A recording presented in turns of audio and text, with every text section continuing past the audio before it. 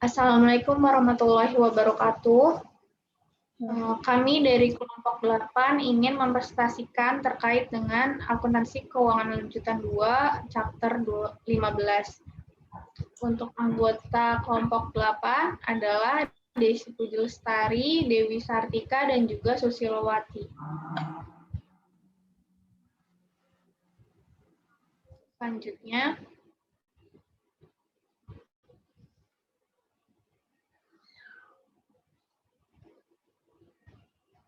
untuk materi yang akan disampaikan diantaranya adalah modal perusahaan atau corporate capital, lalu reacquisition of share, dan juga dividend policy. Dan juga ada presentation and analysis, jadi equity. Pada informasi modal perusahaan terdapat 3 bentuk utama bisnis organisasi. Di antaranya ada perseorangan, kemitraan, dan juga perusahaan. Untuk perseorangan ini, kepemilikannya dimiliki oleh satu orang saja atau kepemilikan tunggal. Untuk kemitraan biasanya dimiliki oleh 2 orang atau lebih. Untuk perusahaan biasanya kepemilikannya dimiliki oleh banyak orang. Untuk karakteristik spesial dari bentuk perusahaan diantaranya adalah pengaruh dari hukum perusahaan. Jadi dimanapun perusahaan tersebut berdiri, perusahaan harus mengikuti hukum dari negara tersebut. Lalu ada penggunaan sistem saham. Jadi seperti yang sudah dijelaskan tadi, perusahaan memiliki banyak yang memiliki perusahaan, kepemilikannya banyak. Yang pemilik perusahaan tersebut disebut juga dengan pemegang saham. Lalu juga ada pengembangan berbagai kepentingan kepemilikan. Jadi di perusahaan ini kepemilikannya ada berbagai macam. Contohnya ada saham biasa dan juga saham preference.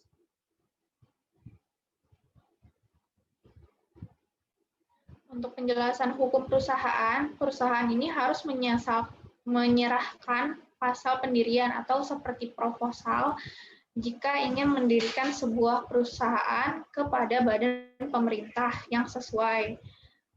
Lalu kemudian agensi pemerintah akan mengesahkan perusahaannya dan juga keuntungan untuk digabungkan atau merger jika hukum mendukung bentuk organisasi bisnis perusahaan.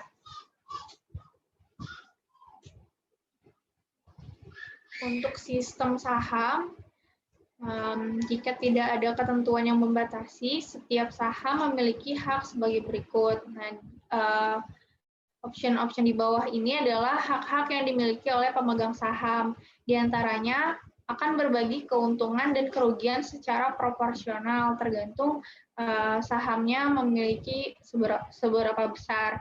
Kemudian berbagi secara proporsional dalam manajemen, juga dapat memilih direkturnya. Lalu berbagi secara proporsional dalam aset setelah likuidasi. Jadi ketika perusahaan itu bangkrut lalu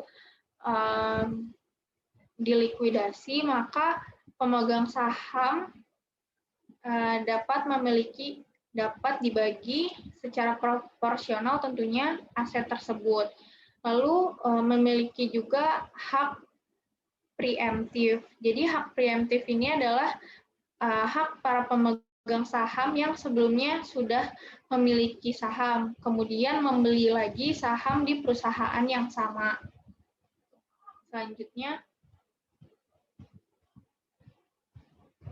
untuk macam-macam kepemilikan perusahaan, ini ada saham biasa dan juga saham utama atau saham preference.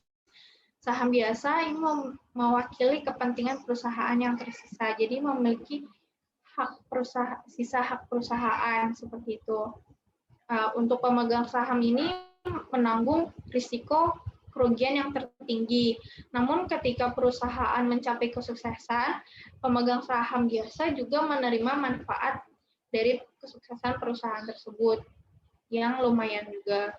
Kemudian saham biasa ini, pemegang saham biasa tidak dijamin dividennya atau pembagian aset setelah pembubaran perusahaan.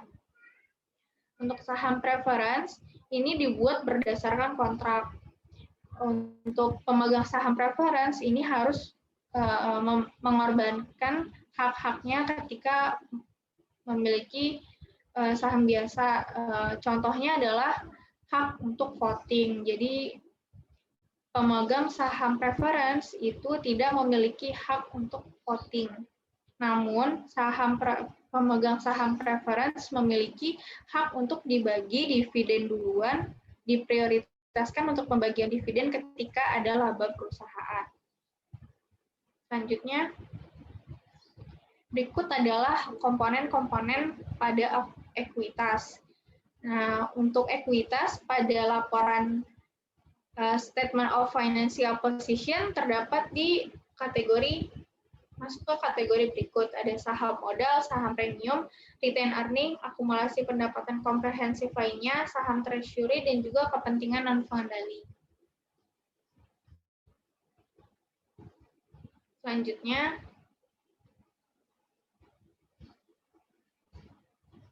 berikut adalah struktur dari komponen ekuitas. Jadi, terdapat dua sumber utama penambah modal atau ekuitas. Pertama adalah modal kontribusi. Modal kontribusi ini kita mendapatkan dengan cara menjual saham, yaitu ada saham biasa dan juga saham preference. Selisih dari jual beli tersebut disebut dengan saham premium. Lalu ada retained earning yang didapat dari laba perusahaan. Untuk saham dan juga retained earning tadi kan menambah modal. Ada komponen yang mengurangi modal, yaitu saham treasury. Saham treasury adalah saham yang dibeli kembali. Jadi saham perusahaan sendiri yang dijual kemudian dibeli lagi. Gitu. Di sampingnya ada formula atau rumus untuk mendapatkan angka dari ekuitas. Di antaranya adalah aset dikurangi kewajiban baru mendapatkan ekuitas. Selanjutnya, untuk penerbitan saham, terdapat masalah-masalah akuntansi yang terlibat dalam penerbitan saham. Yang pertama adalah saham nilai nominal atau biasa disebut par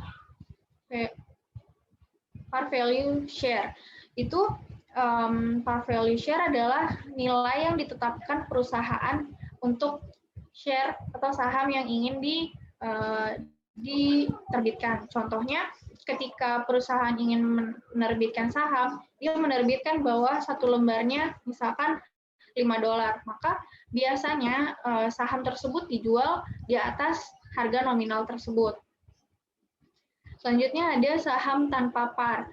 Kalau saham tanpa par ini saham yang tidak ditetapkan nilai nominal seperti yang nomor 1 itu. Jadi bisa jadi nominalnya kurang dari nilai nominal. Lalu ada saham yang diterbitkan dalam kombinasi dengan sekuritas lainnya. Jadi dijualnya secara paket, ada ordinary share, ada saham preference juga. Lalu ada saham yang diterbitkan dalam transaksi non tunai dan biaya penerbitan saham. Seperti yang dijelaskan tadi, saham nilai par adalah ini nilai nominal yang rendah membantu perusahaan menghindari kewajiban kontingensi. Kontingensi ini adalah risiko yang kita menghindari risiko ketidakpastian nilai sahamnya itu ketika dijual. Ini korporasi memelihara akun ini untuk saham preference atau saham biasa dan juga saham premium.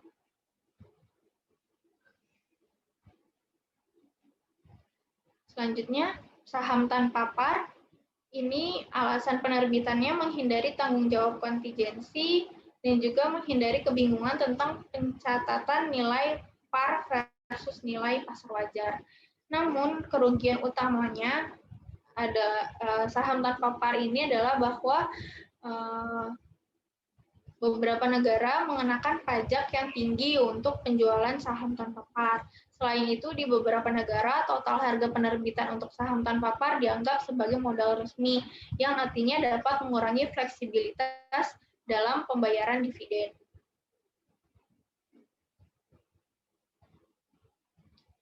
Selanjutnya terdapat ilustrasi dari video elektronik AG diterbitkan 10.000 saham biasa yang diotorisasi tanpa nilai nominal. Jika video elektronik mendapatkan 500 saham, menerbitkan 500 saham dengan uang tunai dengan harga 10 euro per saham, berikut jurnalnya. Cash sebesar 5.000, yaitu didapat dari lembaran sahamnya 500 dikali dengan nilainya sebesar 10 euro. Lalu share capital ordinary dikredit sebesar 5.000. Lalu jika elektronik video menjual 500 saham lainnya seharga 11 euro per share, jadi cash di debit sebesar 5.500 dengan share capital ordinary dikredit 5.500. Lalu ilustrasi berikutnya adalah beberapa negara mengharuskan saham tanpa par memiliki nilai yang dinyatakan. Jika sebuah perusahaan menerbitkan 1.000 saham dengan nilai yang dinyatakan adalah 5 euro pada 15 euro per saham untuk nilai pasarnya, berikut jurnal entry-nya. Jadi, cash yang didapatkan adalah 15.000, lalu share capital ordinary 5.000, share premium ordinary 10.000. Selanjutnya, saham yang dikeluarkan dengan sekuritas lainnya. Seperti yang disebutkan sebelumnya, tadi sekuritas menjual saham dengan seperti paket. Itu ada saham biasanya dan juga ada saham preferensinya. Untuk mengalokasikan hasilnya, dua metode ini yang digunakan. Ada metode proporsional, ada metode inkremental atau penambahan. Contohnya, di sini ada Rafonet Corporation menerbitkan 300 lembar saham dengan nilai nominal $10 saham biasa dan 100 lembar saham preferen dengan nilai nominal $50 dengan jumlah sekaligus sebesar 13.500. Saham biasa memiliki nilai pasar $20 per saham dan saham preferen memiliki nilai pasar $90 per saham. Untuk penghitungannya adalah sebagai berikut. Ordinary share 300 lembar dikalikan dengan nilai pasarnya dan juga preference share 100 lembar dikalikan dengan nilai pasarnya. Didapatkanlah fair market value sebesar 15.000, lalu ditentukan persentage-nya per masing-masing jenis share-nya. Untuk ordinary share didapatkan 40%, preference share didapatkan 60%. Kemudian alokasi dari sahamnya adalah untuk ordinary 13.500 dikali dengan 40% mendapatkan 5.400, preference share 13.500 dikali 60% mendapatkan 8.100. Selanjutnya adalah entry jurnalnya. Cash kita mendapatkan 13.500, untuk share capital preference didapat dari 100 lembar dikali $50 sebesar 5.000, share premiumnya tadi yang sudah kita hitung adalah proporsi untuk preference 8.100 karena lalu dikurangi dengan 5.000 share capital mendapatkan 3.100. Share capital ordinary didapat dari 300 lembar dikali $10 sebesar 3.000, lalu share premiumnya sebesar 2.400.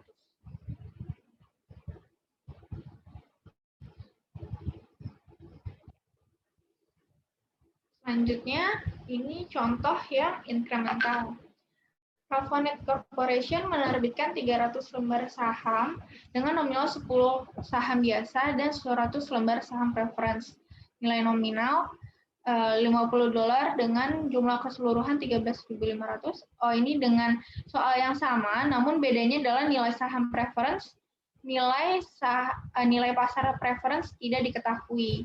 Maka dikalikan seperti tadi ordinary share dengan pasarnya, lalu didapat fair market value 6.000. Lalu alokasinya adalah ordinary share 6.000, lalu preference-nya 13.500 dikurangi dengan 6.000, jadi menghasilkan 7.500. Selanjutnya adalah entry journal, cash-nya sebesar 13.500, share capital preference 5.000, share premium preference 2.500, share capital ordinary 3.000, dan share premium ordinary 3.000. Selanjutnya, untuk saham yang dikeluarkan dalam transaksi non-tunai, ini bisa, maksudnya saham dibeli bukan dengan uang, tapi dengan pertukaran aset atau properti atau layanan.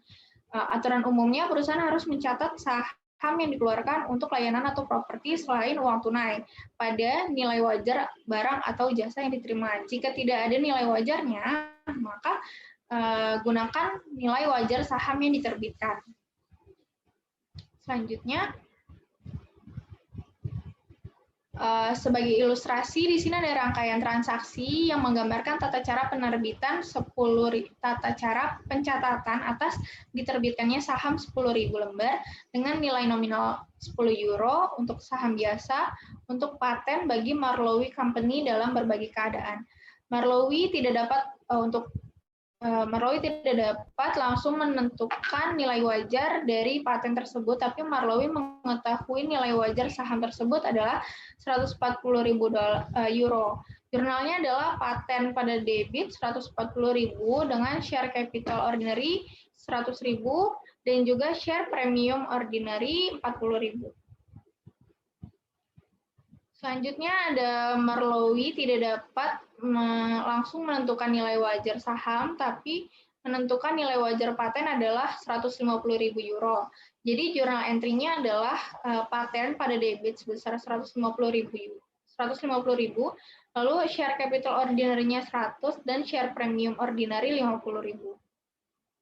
Selanjutnya, kondisi ketiga yaitu Marlowe tidak dapat langsung menentukan nilai wajar saham maupun nilai wajar paten. Jadi seorang konsultan independen menilai paten pada 125.000 euro berdasarkan arus kasnya. Jurnalnya adalah paten 125.000 pada debit, lalu share capital ordinary 100.000 dan share premium ordinary 25.000. Selanjutnya, biaya-biaya yang terbit ketika adanya saham itu adalah biaya underwriting, biaya akuntansi dan hukum, biaya pencetakan, dan pajak. Biaya-biaya ini harus mengurangi hasil yang diterima dari penjualan saham.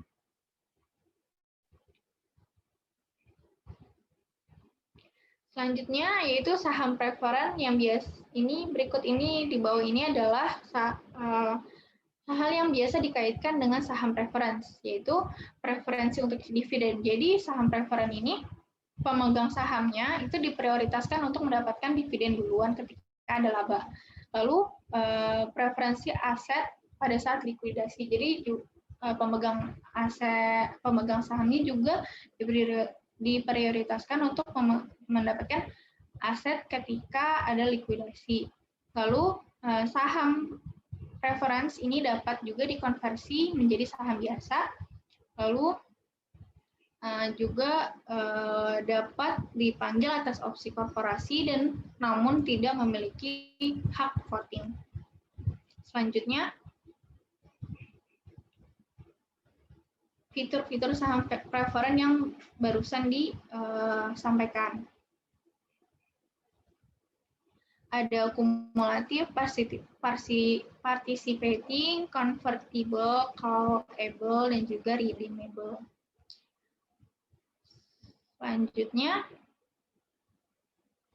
contoh dari ilustrasi ini adalah Bishop menerbitkan 10.000 lembar saham preference dengan nilai nominal 10 euro untuk nilai pasarnya 12 euro. Bishop mencatat penerbitannya sebagai berikut. Cash debit sebesar 120.000, share capital 100.000, dan juga share premium 20.000. Selanjutnya akan dijelaskan oleh Susi. Selanjutnya, saya akan membahas mengenai akuisisi kembali saham. Perusahaan membeli saham beredar mereka, manfaatnya untuk yang pertama, menyediakan distribusi kelebihan uang tunai yang efisien pajak kepada pemegang saham. Yang kedua, tingkatkan laba per saham dan laba atas ekuitas. Yang ketiga, menyediakan saham untuk kontrak kompensasi karyawan atau untuk memenuhi kebutuhan merger potensial. Yang keempat, menggagalkan upaya pengambil alihan atau mengurangi jumlah pemegang saham. Yang terakhir, buat pasar di saham. Selanjutnya, pembelian saham treasury. Ada dua metode yang dapat diterima. Yang pertama, metode biaya. Metode biaya ini lebih banyak digunakan daripada metode nilai par. Metode nilai par ini dinyatakan saham treasury mengurangi ekuitas. Contoh ilustrasi, Pacific Company menerbitkan 100.000 saham dengan nilai nominal $1 saham biasa dengan harga $10 per sahamnya. Selain itu, ia memiliki laba ditahan sebesar $300.000. Equity share capital ordinary $1 per 100.000 shares issue and outstanding sebesar $100.000. Share premium ordinary $900.000. Retain earnings-nya $300.000. Jadi total equity-nya sebesar $1.300.000.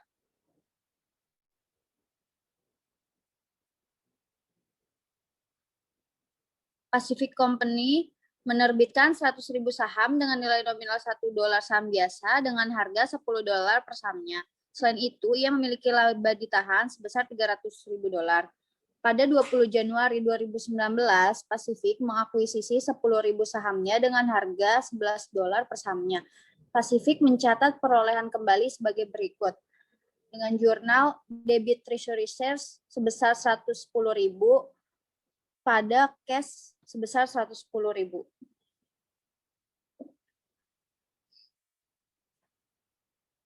Ilustrasi bagian ekuitas untuk Pacific setelah pembelian saham treasury adalah sebagai berikut. Equity. Share capital ordinary $1 per value, 100.000 shares issue, and 90.000 outstanding sebesar $100.000. Dengan share premium ordinary-nya $900.000. Retain earnings-nya $300.000 dikurangi cost of treasury shares sebesar 110.000. Jadi total equity-nya sebesar $1.190.000. Lalu penjualan saham treasury dibagi dua. Yang pertama di atas biaya, yang kedua di bawah biaya. Nah, keduanya meningkatkan total aset dan ekuitas. Penjualan saham treasury di atas biaya, contohnya Pacific Company mengakuisisi 10.000 sahamnya, 10.000 saham treasury dengan harga $11 per sahamnya. Sekarang menjual 1.000 saham dengan harga $15 per sahamnya pada tanggal 10 Maret. Pacific mencatat jurnalnya dengan debitnya cash sebesar 15.000 pada treasury share sebesar 11.000 dan share premium treasury-nya sebesar 4.000. Penjualan saham treasury di bawah biaya, contohnya Pacific Company menjual 1.000 saham treasury tambahan pada tanggal 21 Maret dengan harga $8 per sahamnya. Dengan jurnal sebagai berikut. Cash sebesar 8.000 dan share premium treasury 3.000 pada treasury share sebesar 11.000.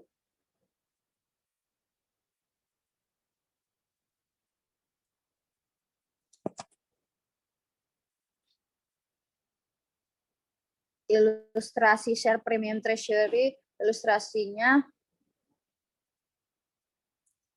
dengan jurnal entry-nya cash sebesar 8.000, share premium treasury-nya sebesar 1.000, retain earnings-nya sebesar 2.000 pada treasury share sebesar 11.000.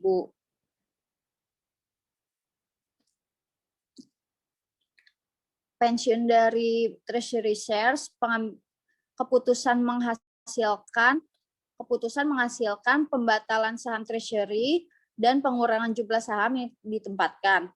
Saham treasury pensiun berstatus saham dan saham tidak diterbitkan, misalnya sisa treasury shares sebanyak 700 lembar, namun tidak akan dijual, maka jurnalnya sebagai berikut.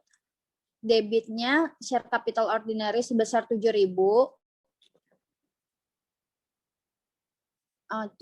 dikali $1. Share premium ordinary-nya sebesar 63.000, 7.000 dikali $9. Dan return earning-nya sebesar 7.000. Kreditnya treasury share sebesar 77.000, 7.000 dikali $11.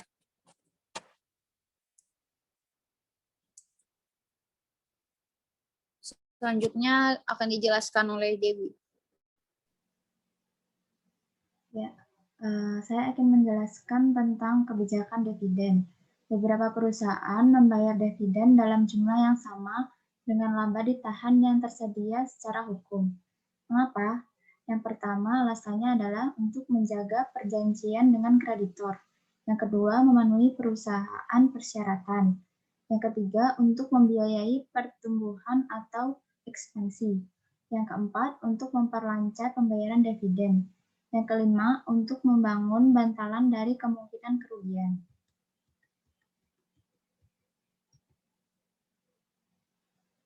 Kondisi keuangan dan distribusi dividen. Sebelum mengumumkan dividen, manajemen harus memperhatikan ketersediaan dana untuk membayar dividen. Sebaiknya tidak membayar dividen kecuali keduanya saat ini dan masa depan posisi keuangan menjamin distribusi. Berikut adalah jenis-jenis dividen. Yang pertama, dividen tunai.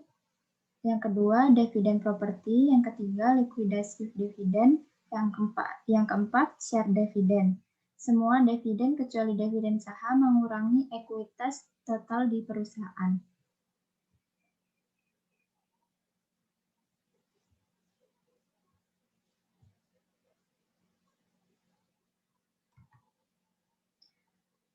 Dividen tunai.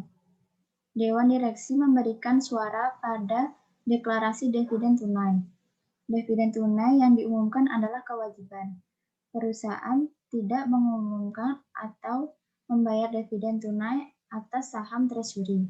Berikut adalah 3 tanggal yang harus diperhatikan. Yang pertama adalah tanggal deklarasi, yang kedua adalah tanggal pencatatan, yang ketiga adalah tanggal pembayaran.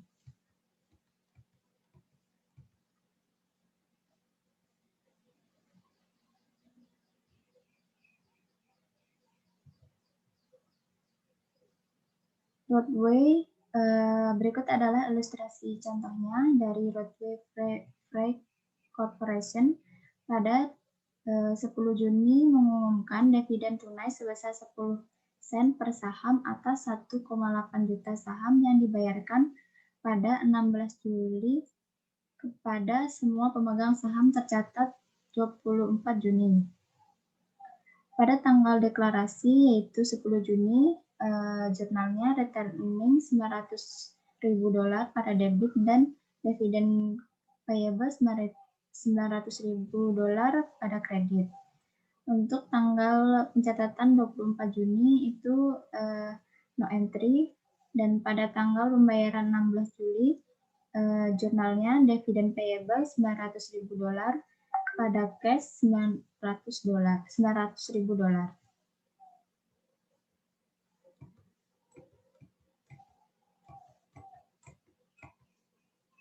Dividen properti. Yang harus diperhatikan adalah dividen dibayarkan dalam aset selain uang tunai. Nyatakan kembali properti yang akan didistribusikannya dengan nilai wajar dengan mengakui keuntungan atau kerugian.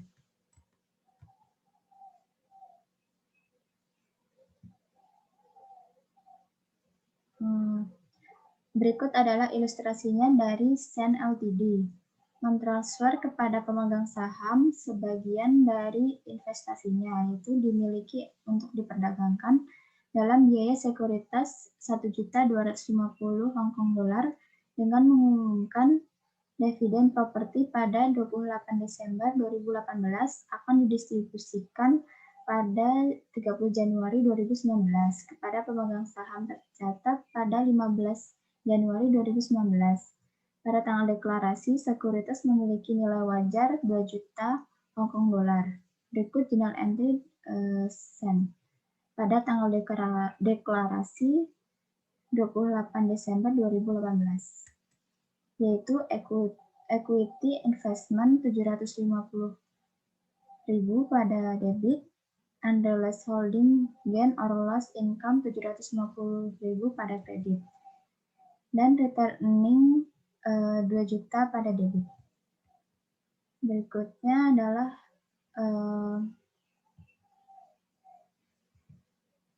properti dividen payable 2 juta pada kredit.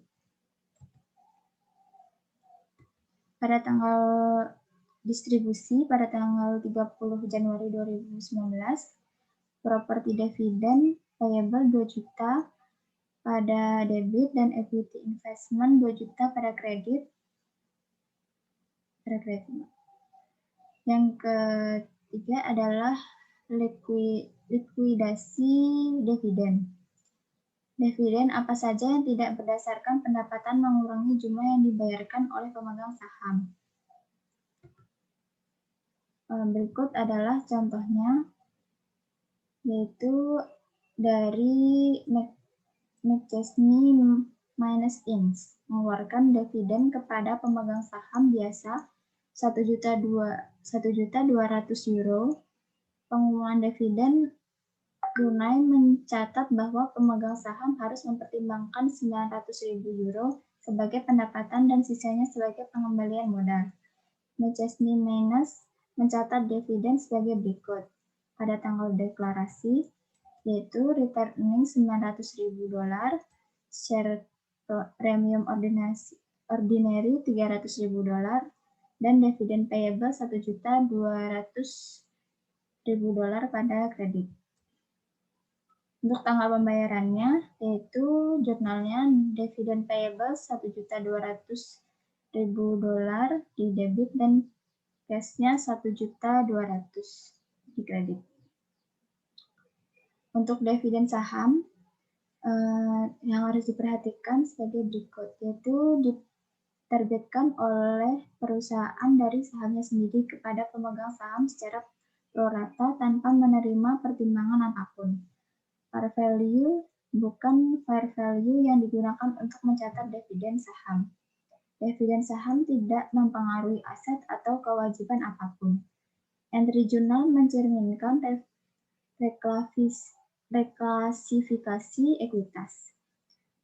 Yang terakhir yaitu dividen saham biasa dilaporkan di bagian ekuitas sebagai tambahan untuk berbagi modal biasa.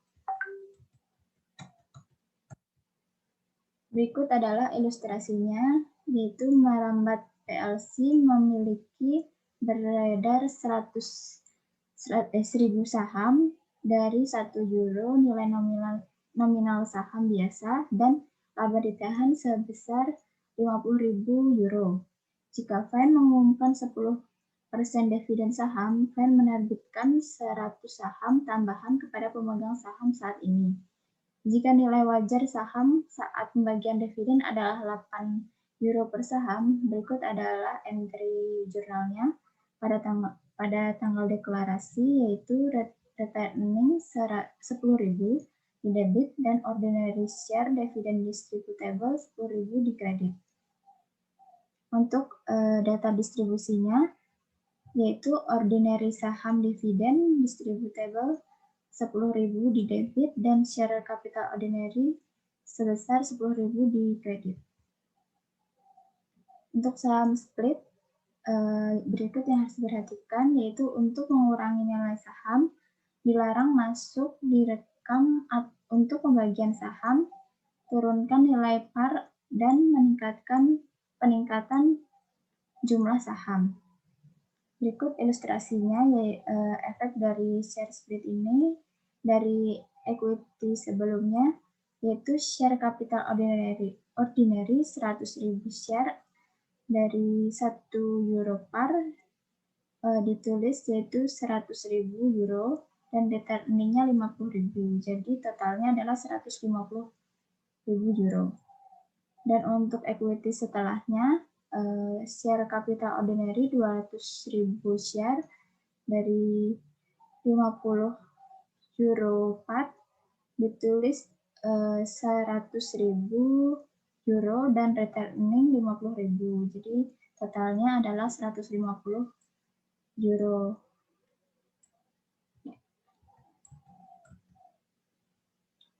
Perbedaan antara share split dan share dividend.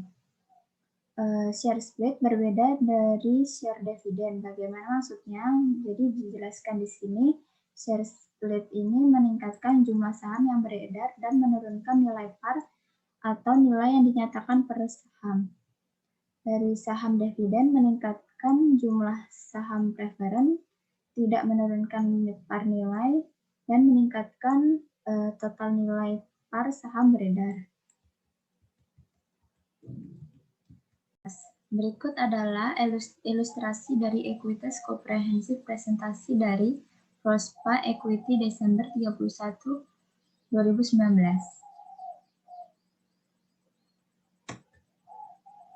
Penyajian dan analisis ekuitas, pengungkapan batasan atau saldo laba, seperti itu pembatasan paling baik diungkapkan oleh catatan, batasan dikenakan oleh indentures, obligasi, dan perjanjian pinjaman biasanya membutuhkan penjelasan diperpanjang.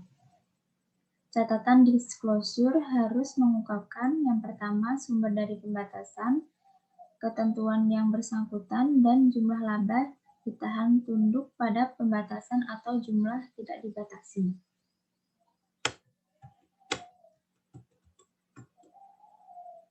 Berikut adalah penyajian laporan perubahan ekuitas dari BASF Group Statement of Equity.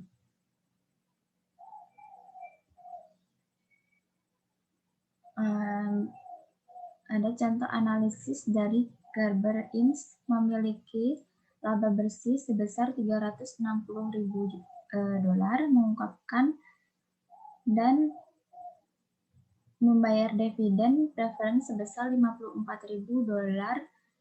Rata-rata ekuitas pemegang saham biasa sebesar 2.550.000 dolar.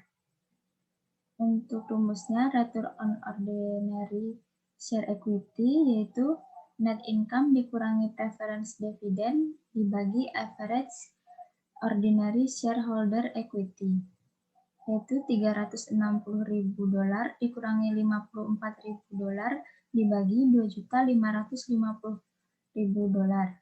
Hasilnya yaitu 12%. Rasio menunjukkan berapa dolar dari pendapatan bersih yang diperoleh perusahaan untuk setiap dolar yang diinvestasikan oleh pemilik. Yang kedua yaitu ilustrasi dari Troy SA memiliki dividen tunai sebesar 100.000 euro dan laba bersih sebesar 500.000 euro dan tidak ada saham preferen yang beredar. Rumusnya, payout rasio yaitu cash dividen dibagi net income dikurang preferen dividends, yaitu 100.000 euro dibagi 500.000 euro. Hasilnya yaitu 20%.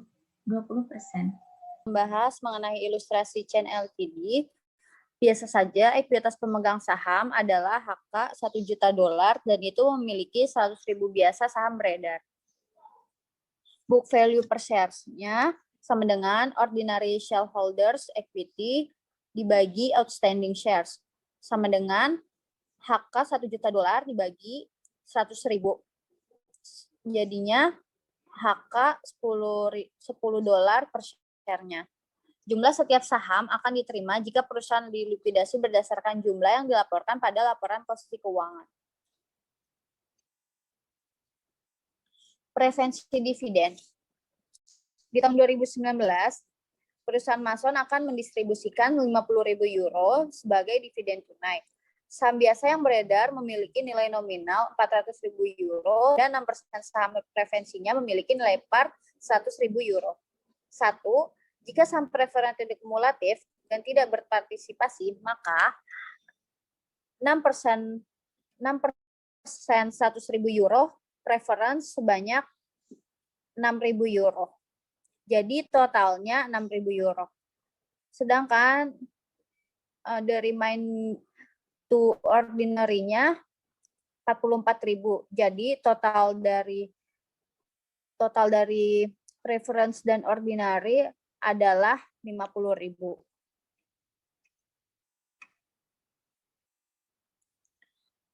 Lalu ilustrasi di 2019, perusahaan Mason akan mendistribusikan euro sebesar 50.000 sebagai dividen tunai. Saham biasa yang beredar memiliki nilai nominal sebanyak 400.000 euro dan 6% saham preferensinya memiliki nilai par 100.000 euro. Yang kedua, jika saham preferen bersifat kumulatif dan tidak berpartisipasi dan Mason Company tidak men-share dividen atas saham preferen dalam 2 tahun sebelumnya, maka dividends in arrears 6% of 100.000 euro for 2 years, preference-nya sebanyak 12.000 euro. Current year's dividend 600 of 100.000 euro sebanyak 6.000 euro. The remain to ordinary-nya sebanyak 32.000 euro. Jadi totalnya 50.000 euro.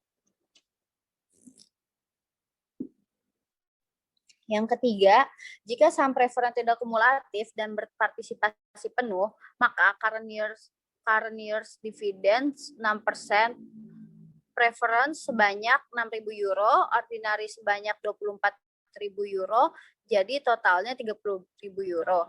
Sedangkan partisipasi dividends 4%-nya, preference 4.000, ordinary 16.000, jadi totalnya 20.000.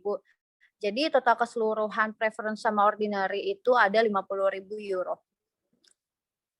Selanjutnya, the participation dividend was determined as follow: current year's dividend, preference, and ordinary. Amount available for participation 50.000 euro, mean 30.000 euro, sama dengan 20.000 euro. Per value of shares that are to participate-nya 100.000 euro ditambah 400.000 euro sama dengan 500.000 euro. Rate of participation dividennya preference sama ordinary itu ada 20.000 euro.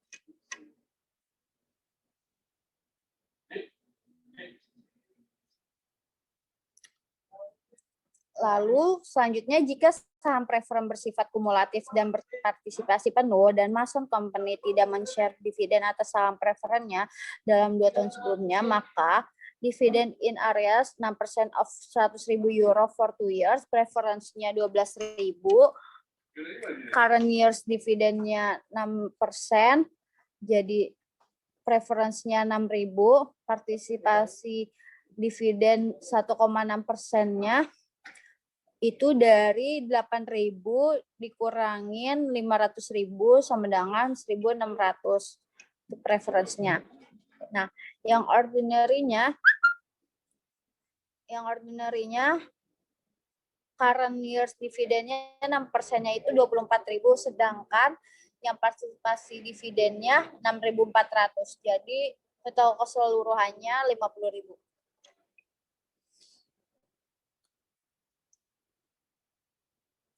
Lanjut, nilai buku per saham dihitung sebagai aset bersih dibagi dengan saham beredar pada akhir tahun.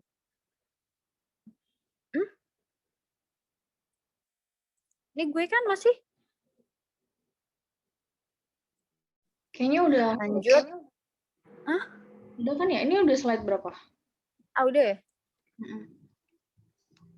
Oh ya udah.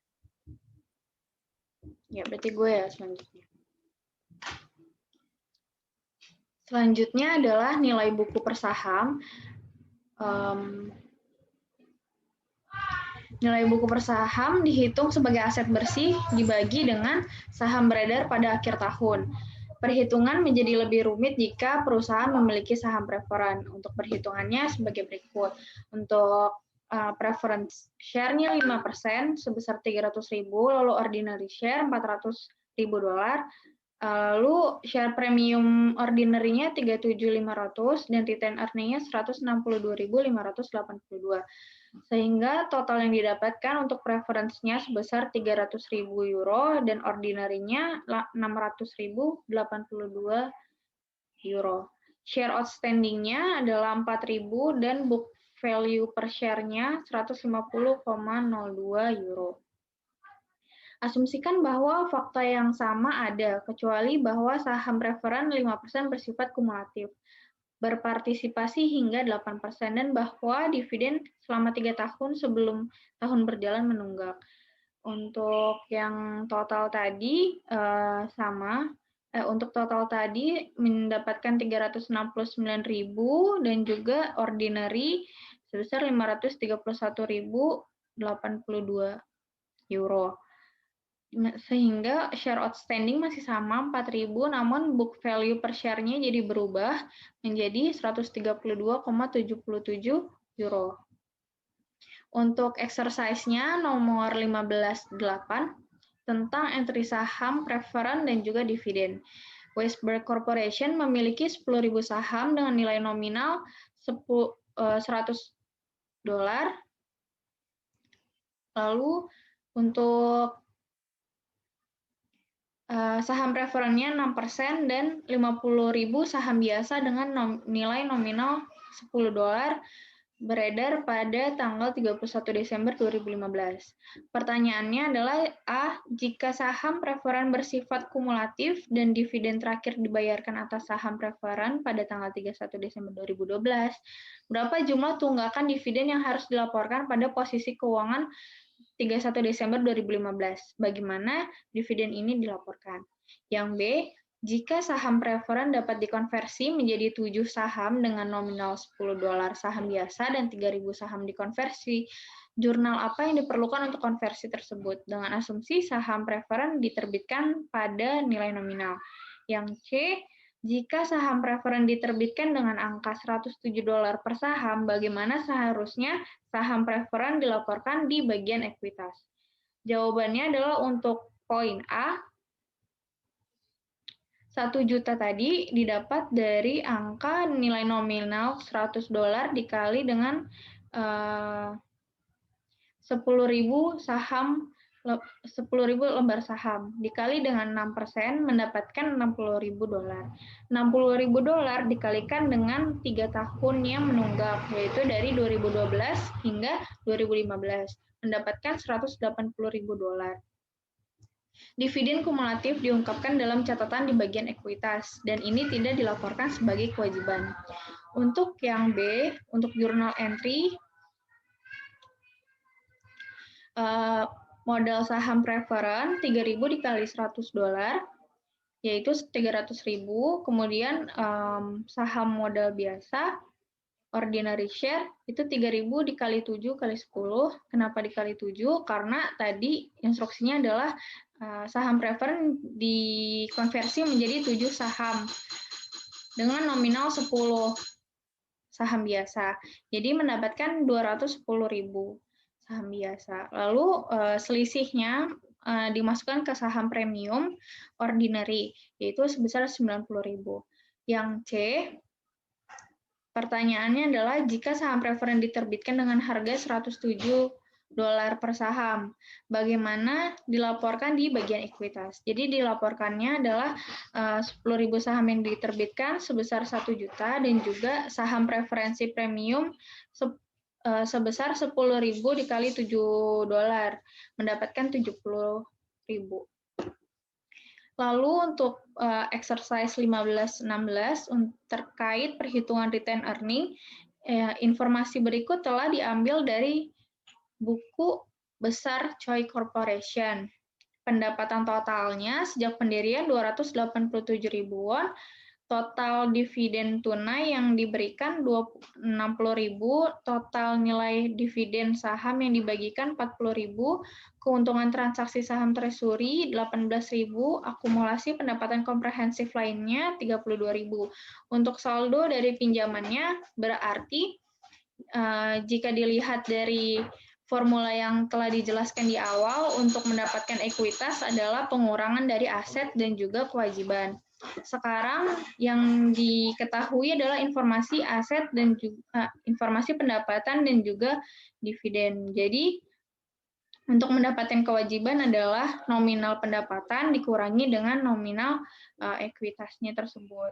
Jadi 287.000 dikurangi dengan total dividen tunai yang dibayarkan sebesar 60.000, total nilai dividen saham sebesar 40.000 dan retain earning 100.000 sehingga mendapatkan 187.000. Akumulasi pendapatan komprehensif lain disajikan sebagai bagian dari ekuitas. Keuntungan atas transaksi saham treasury dicatat sebagai premi saham. Demikian presentasi dari kami. Terima kasih.